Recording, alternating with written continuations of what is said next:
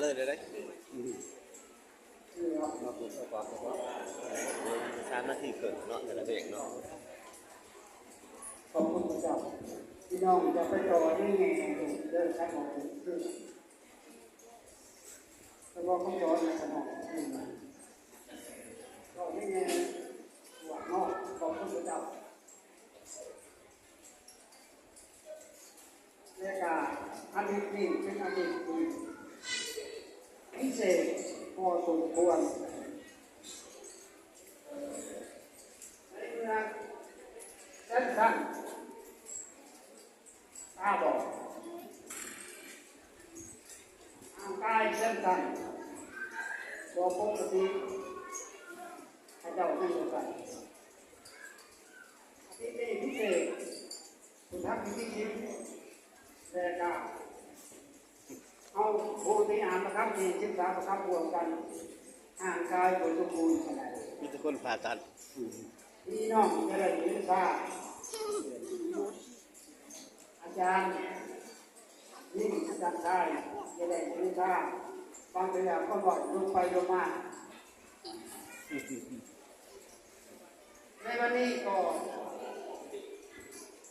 ยินดีต้อนรับพี่น้องเข้าสู่ประทับของเจ้า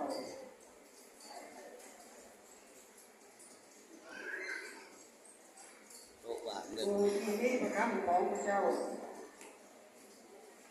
ขอเปิดไปในหนังสือหนังสือหมักไทยหลังไทยรถเก็บ13 และที่4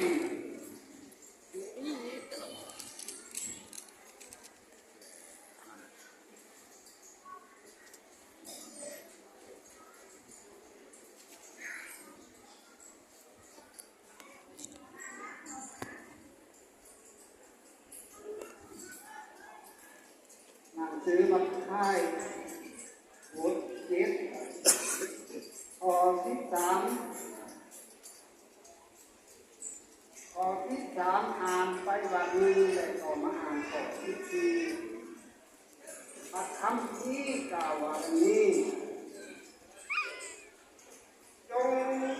เข้าไปทางประตูขับแคบ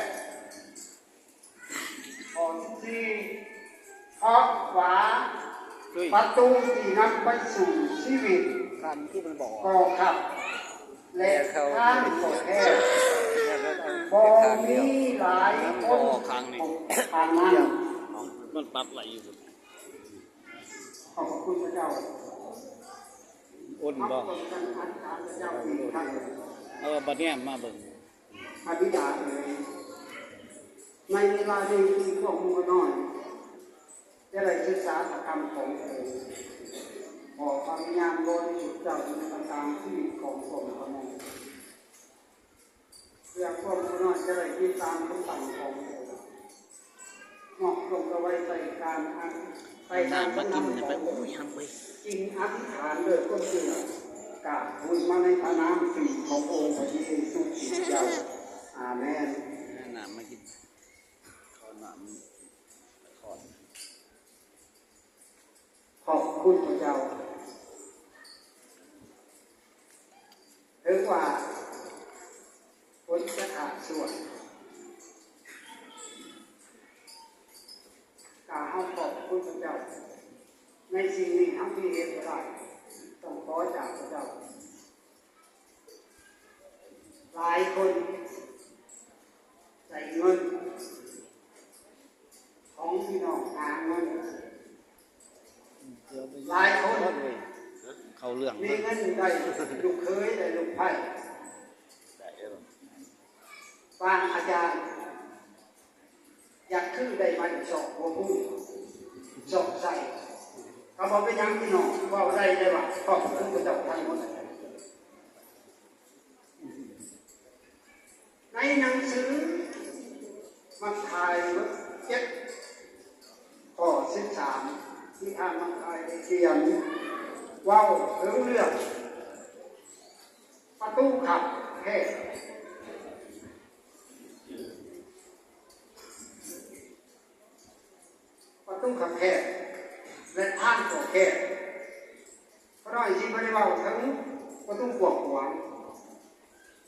แต่ประตูขับแคบอย่างเดียวหรือว่าทางขับแคบพี่น้องได้เห็น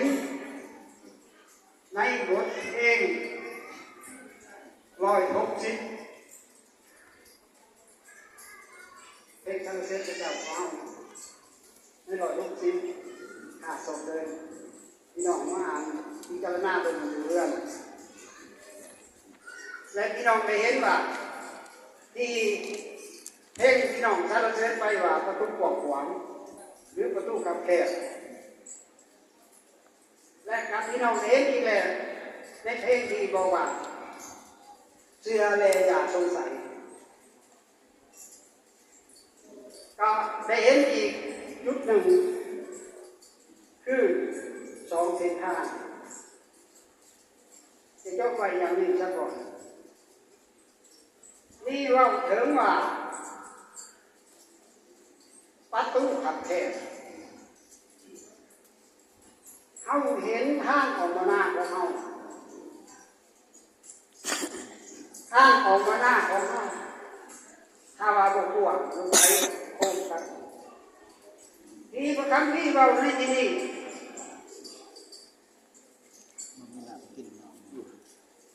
สิ่งที่ประคำที่บอกในที่นี้ให้เขาเห็นว่าโบเมนข้างออกมาหน้าเขาหรือที่เราเส้นทางประตูขับแคบนี้หรือว่าทางแคบมีเมนอยู่ที่ชีวิตของชีวิตอยู่ในทางขับแคบและมีประตูหนึ่งอีกหาว่าเขาได้พบทางประตูขับแคบนี้แล้วที่เขาได้เห็นในหนังสือคดีนี้บอกว่าเยซูคริสต์ใช้ทางหนึ่งไว้สำหรับเราแต่พระคัมภีร์ข้อนี้ได้ระบุไว้ว่าคำว่าประตูขับแคบหรือว่าทางแคบคนที่พบทางนี้มีหน่อยเยซูสอนว่าอย่าคาดหวังถึงคนจำนวนหลวงหลายที่ติดตามพระองค์ไปสู่หนทางแห่งชีวิตคำว่าคนที่เดินทางไปอยู่ในทางแคบและประตูขับแคบนี้แม้ทางแห่งองค์พระเยซูคริสต์สิ่งเดียวเมื่อเวลาคนบาปเข้ามาในโลกมันยุดได้มนุษย์ทุกคนเป็นคนที่บาปเมื่อจะลุกพ้นจากคนที่บาปไปต้องเชื่อทางขับแคบและเข้าประตูขับแคบถ้าว่าคนที่บ่ได้เดินทางออกไปสู่ประตูแห่งความของใจจะหาหน้าพระเจ้าอยู่ไสพระองค์จะหนีหน้าจากพวกเฮาพระองค์จะหนีหน้าจากคิดเปลี่ยนเสียงในปากอันนี้พระราชาได้บอกใส่ที่นอกผู้ใดผู้หนึ่ง